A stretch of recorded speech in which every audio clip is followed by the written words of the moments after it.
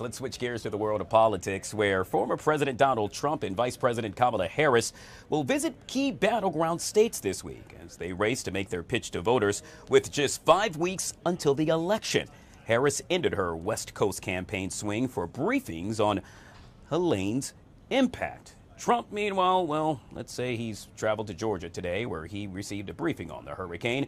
Meanwhile, vice presidential candidates J.D. Vance and Tim Walz are preparing to face off tomorrow in their first debate. Joining us here to discuss all things surrounding that is Mr. Jonathan Harris, senior political analyst, right here on the Live Zone. Good to see you, sir. Welcome to the show. Good to be here. So let's jump right into this. Obviously, a lot of focus happens to be on the former president and vice president, Kamala Harris. They are really trumping, if you will, in key battleground states, looking to shore up last-minute voters. In your opinion, what does each candidate need to do just that? Well, I don't know. It's tough to speak for Trump. I think Donald Trump has a section of the electorate that is pretty much fine with anything he says or does. I don't think that there's anything. I mean, he said himself that he could stand in the middle of Fifth Avenue and shoot someone and not lose any supporters, which was extremely insulting, but they seem to enjoy it. So I don't think there's anything that he really can do to get any more support. As far as Vice President Kamala Harris, I do look. She's been making great inroads in polling and closing the polling gaps and exceeding the Trump campaign. But I do wish that she would kind of listen to, James Carville preached a word when he said it's the economy, stupid, to about politics. And I think there was an article, I don't know if it was out of Washington Post, I don't recall, but they were talking about how Vice President Harris is closing the gap between her and Trump on the economy. But the very idea that Trump leads at all on the economy when he was responsible for our last recession and then for being the worst jobs president in modern history. And a lot of people will write that off and say it was COVID. But in fact, it was his responsibility to navigate COVID. And the recession that he caused was before COVID was declared. It was in February, March 2020, with the economic slowdown having started in late 2019. And the fact that Vice President Harris and Walz are not, just saying that everywhere they go, I think is an area where they could definitely highlight to increase their polling numbers for sure. Yeah, it sounds like it would definitely benefit them. Speaking of increasing polling numbers, we know that Democrats outspent Republicans by nearly 2-to-1 on advertising for the presidential race in the month of September. What does that say that they're spending all this money? I think they know that it's going to play a huge role. Look, Donald Trump is, in my estimation, as far as I am concerned, one of the, and I don't mean this to be unkind, but I mean one of the least intelligent political candidates I think I've ever seen. And I am including Dan Quayle, who couldn't spell potato, and Sarah Palin.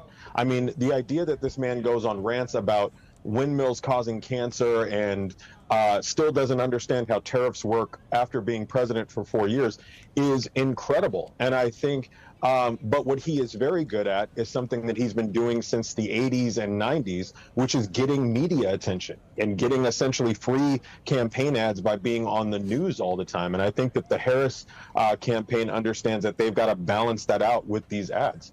Yeah, Jonathan, it's no secret every vote counts. In this case, a new poll now says that Harris leads among Latino voters. However, it's a smaller margin than Biden and Clinton had. You think that's going to be an issue? It's just like you said, actually. It's just like you said, every vote counts. And so I always have a concern. I think we all kind of learned a lesson about polling in the 2016 campaign. Polling is only as good as the people who are responding.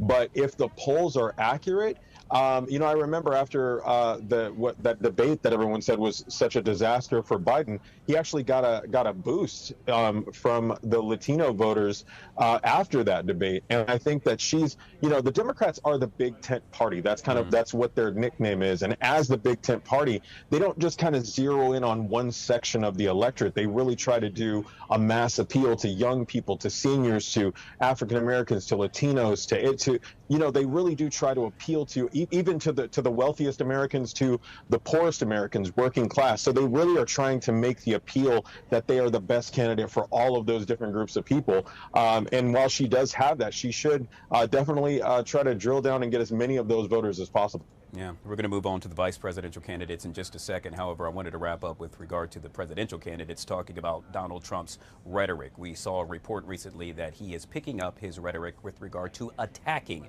the vice president. Is this working for him? You know, Donald Trump is so fascinating because, I mean, for as many times as he's run for president, I mean, he's never even been able to secure the majority of votes.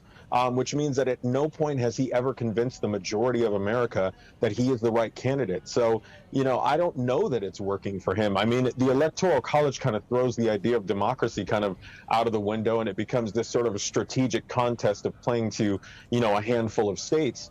But I don't think it's working for him. I think, you know, I said this during 2020, and I spend a lot of time as a progressive analyst on a lot of conservative shows, and some of my conservative friends were surprised that I said this, but one of my worries was that during 2020 with the race, you know, the spike in hate crimes and George Floyd and Charlottesville, that he would rise to the occasion and become a statesman and really go, okay, here's my opportunity to prove myself. And he didn't. He told white supremacists to stand by and called COVID a hoax.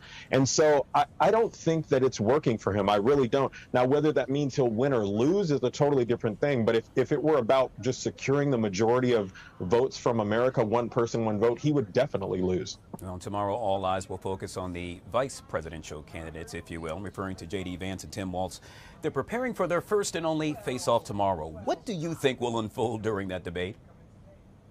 Oh, gosh. You know, J.D. Vance has really shown himself to be a really morally repugnant human being. I mean, just the lies about Haitians alone. These are people who are in this country legally that the town of Springfield asked to come to their community to help revitalize it, and they have. And the idea that J.D. Vance and Donald Trump would sink to that old, tired, you know, if nothing else, go to racism. It's something the Republican Party has been doing since the Southern strategy, which they apologized for doing, I think in 2005 it was.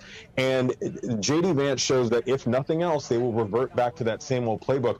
But the idea that they would cause this kind of harm to children having to leave their schools, etc., just unacceptable. And I hope that Tim Walz really highlights that with a tone of the seriousness. I mean, the eating household pets kind of became a bit of a meme, but the real impact of that goes without saying. And I hope that J.D. Vance really, I mean, I hope that Tim Walz really highlights that, because it's very, very important. It's probably one of the most important things to highlight, that and his silly reducing of women to whether or not they have children, like we're living 100 years ago.